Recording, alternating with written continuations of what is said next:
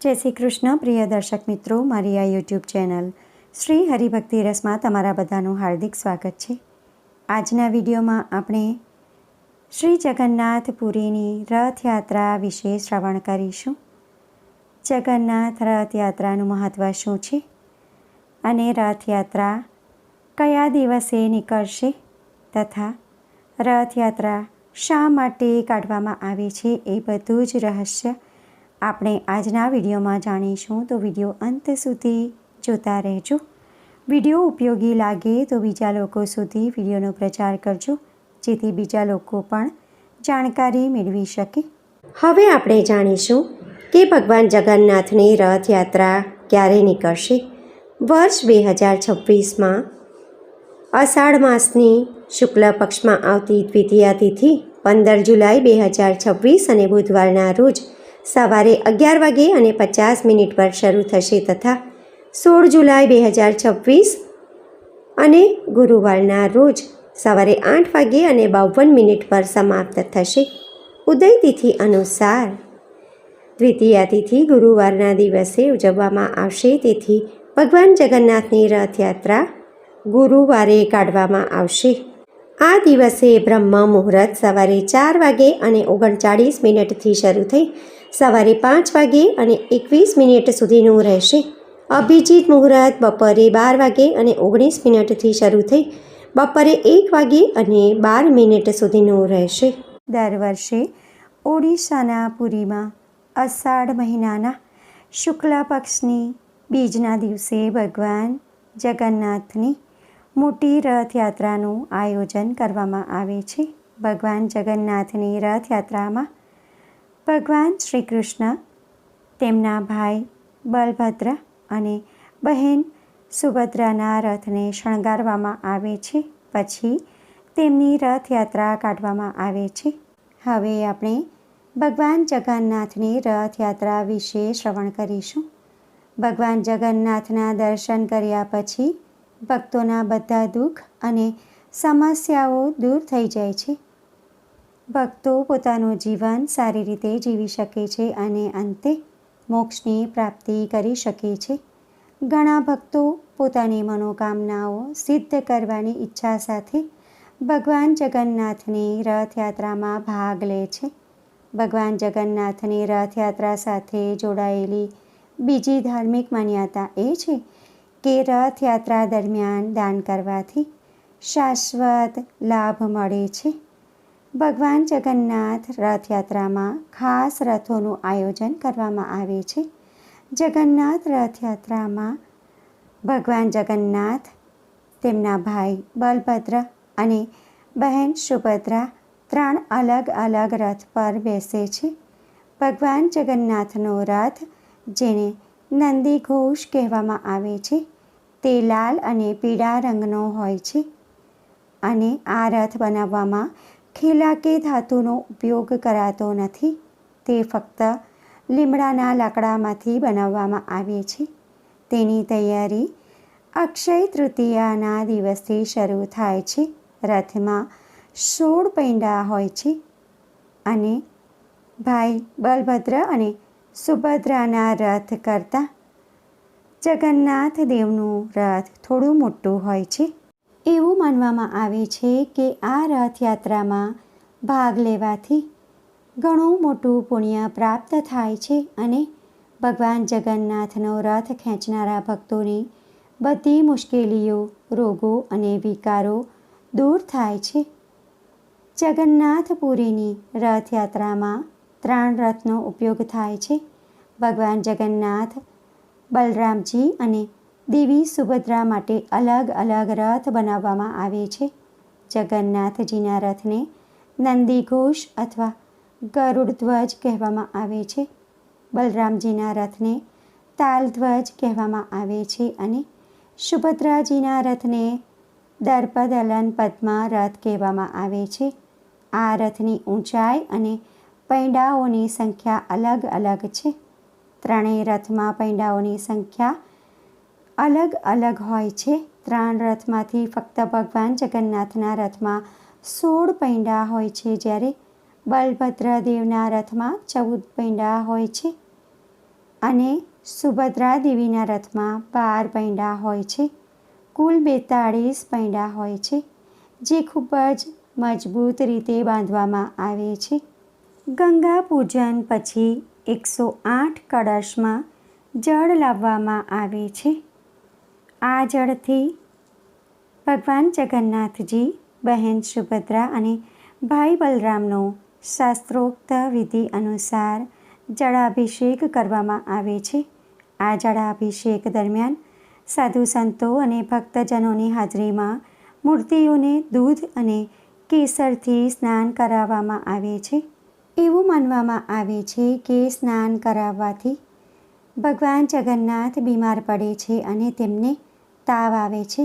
આ કારણથી ભગવાન જગન્નાથ 15 દિવસ સુધી શયનખંડમાં આરામ કરે છે. આ સમયગાળા દરમિયાન જગન્નાથપુરીનું મંદિર 15 દિવસ માટે બંધ રહે છે. ત્યારબાદ અષાઢ મહિનાના શુક્લ પક્ષના બીજના દિવસે તેઓ સ્વસ્થ થઈને તેમના આરામખંડમાંથી બહાર આવે છે અને આ ખુશીમાં ભવ્ય રથયાત્રા કાઢવામાં આવે છે. ભવ્ય રથયાત્રા માટે ભગવાન જગન્નાથ, ભગવાન બલભદ્ર અને દેવી સુભદ્રા માટે અલગ અલગ રથ બનાવવામાં આવે છે. યાત્રામાં બલરામજીનો રથ આગળ, બહેન સુભદ્રાનો રથ મધ્યમાં અને ભગવાન જગન્નાથજીનો રથ પાછળ ફરે છે. ભગવાન વિશાળ રથ પર બેઠેલા ગુડીચા મંદિર તેમની માસીના ઘરે પહોંચે છે, જ્યાં તેઓ થોડા દિવસો આરામ કરે છે અને ત્યાર પછી તેઓ ફરીથી પોતાના ઘરે પરત ફરે છે. ધાર્મિક માન્યતાઓ અનુસાર પુરીમાં ભગવાન શ્રી કૃષ્ણ જગન્નાથના રૂપમાં પૃથ્વી પર બિરાજમાન છે. વર્ષમાં એકવાર તેમની રથયાત્રા કાઢવાની પરંપરા છે, જેમાં ભાગ લેનાર ભાગ્યશાળી લોકોને 100 યજ્ઞો જેટલું પુણ્ય પ્રાપ્ત થાય છે. ભગવાન જગન્નાથની કૃપાથી લોકો મોક્ષની પ્રાપ્તિ કરે છે. જગન્નાથ શબ્દનો અર્થ થાય છે જગતના નાથ અથવા તો બ્રહ્માંડના ભગવાન. જગન્નાથજી ભગવાન વિષ્ણુના અવતાર માનવામાં આવે છે. એવું માનવામાં આવે છે કે અષાઢ મહિનામાં જગન્નાથપુરીમાં સ્નાન કરવાથી તમામ પવિત્ર સ્થળોની મુલાકાત સમાન પુણ્ય પ્રાપ્ત થાય છે. હવે આપણે જાણીશું કે ભગવાન જગન્નાથ અને દેવી સુભદ્રા તથા બલરામદેવજીની મૂર્તિ અધૂરી કેમ છે. ઘણા હિન્દુઓ માટે ભગવાન જગન્નાથ પૂર્ણતાનું પ્રતીક છે. તેમની મોટી આંખોથી તેઓ સમગ્ર બ્રહ્માંડને જુએ છે, દરેક વસ્તુ અને દરેકને નિયંત્રણમાં રાખે છે.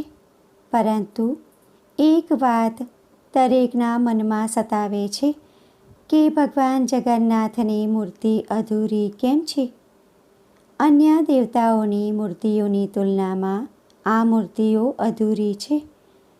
જગન્નાથપુરીમાં દેવતાઓ પાસે ફક્ત મોટા ગોળાકાર ચહેરા અને મોટી આંખો હોય છે, પરંતુ કોઈ સ્પષ્ટ શરીર નથી. એની પાછળ એક પૌરાણિક કથા છે, તે આપણે હવે શ્રવણ કરીશું. એક વખત રાજા ઇન્દ્રદ્યુમ્ને દિવ્ય શિલ્પકાર વિશ્વકર્માને ભગવાન જગન્નાથ, બલભદ્રદેવ અને દેવી સુભદ્રાની મૂર્તિઓ બનાવવાનું કહ્યું. વિશ્વકર્માએ સંમતિ આપી, પરંતુ કહ્યું કે જ્યાં સુધી મૂર્તિ પૂર્ણ ન થાય ત્યાં સુધી કોઈએ મૂર્તિઓ જોવી નહીં. કમનસીબે રાણી બેચેન થઈ ગઈ અને જ્યાં વિશ્વકર્મા મૂર્તિઓ બનાવી રહ્યા હતા તે દરવાજો રાણીએ ખોલ્યો. જ્યારે તેમણે જોયું ત્યારે જ વિશ્વકર્મા અદૃશ્ય થઈ ગયા. ત્યારે તેણી આશ્ચર્યચકિત થઈ ગઈ અને પાછળ એક અધૂરી મૂર્તિ છોડી ગયા, જેમાં ભગવાન જગન્નાથનો ચહેરો ફક્ત સંપૂર્ણ રીતે આકારમાં હતો, પરંતુ તેમનું શરીર પૂર્ણ નહોતું. આથી જગન્નાથપુરીમાં કે અન્ય કોઈ પણ જગ્યાએ જગન્નાથ દેવ અને બહેન સુભદ્રા અને બલરામદેવની મૂર્તિઓ અધૂરી હોય છે. ભગવાન જગન્નાથ ઓડિશાના લોકો અને વૈષ્ણવ પરંપરા માટે પ્રિય દેવતા છે. તે તેમના પુત્ર, તેમના પિતા, તેમના મોટા ભાઈ, તેમના રક્ષક, તેમના ભગવાન અને ઘણું બધું છે. જ્યારે વિદેશીઓ અથવા બિન હિન્દુઓને પુરીના જગન્નાથ મંદિરમાં પ્રવેશવાની મંજૂરી નથી, ત્યારે રથયાત્રા દરમિયાન દરેકને ભગવાન જગન્નાથ અને તેમના ભાઈ બહેનોની આસપાસ રહેવાની તક મળે છે. રથયાત્રા શા માટે કાઢવામાં આવે છે તેના માટે બીજી પણ એક કથા છે. તે હવે આપણે શ્રવણ કરીશું. પદ્મપુરાણની કથા અનુસાર અષાઢ મહિનામાં એકવાર દેવી સુભદ્રાએ ભગવાન જગન્નાથની સમક્ષ નગર જોવાની ઈચ્છા વ્યક્ત કરી. પછી ભગવાન જગન્નાથે તેમના મોટા ભાઈ બલભદ્ર અને બહેન સુભદ્રાને રથ પર બેસાડ્યા. તેમને નગરચર્યાએ લઈને નીકળ્યા. ભગવાન જગન્નાથ દેવ, બલભદ્ર અને સુભદ્રા દેવી પણ તેમની માસીના ઘરે ગુડીચા ગયા હતા. ત્યાં 8 દિવસ આરામ કર્યો. ત્યારબાદ ભગવાન જગન્નાથ ફરીથી પોતાના ધામમાં ફર્યા. આ દિવસ નિમિત્તે દર વર્ષે રથયાત્રા કાઢવામાં આવે છે. તો ભક્તો, આજના વિડીયોમાં આપણે અષાઢી બીજના દિવસે રથયાત્રા કેમ કાઢવામાં આવે છે, રથયાત્રાનું મહત્ત્વ શું છે, રથયાત્રાના દર્શન કરવાથી કયા ફળોની પ્રાપ્તિ થાય છે અને મહત્ત્વ શું છે, તે બધું જ આપણે શ્રવણ કર્યું. આશા કરું છું કે આજનો વિડીયો તમને ઉપયોગી લાગ્યો હશે અને પસંદ પડ્યો હશે. જો વિડીયો તમને પસંદ પડ્યો હોય તો વિડીયોને લાઇક કરી બીજા લોકો સુધી વિડીયોનો પ્રચાર કરજો, જેથી બીજા લોકો પણ જાણકારી મેળવી શકે. કોમેન્ટમાં જય જગન્નાથ દેવ જરૂરથી લખજો. ફરી મળીશું એક નવા વિડીયો સાથે. ત્યાં સુધી બધા ભક્તોને મારા જય શ્રી કૃષ્ણ, જય જગન્નાથ. વિડીયો જોવા માટે ધન્યવાદ.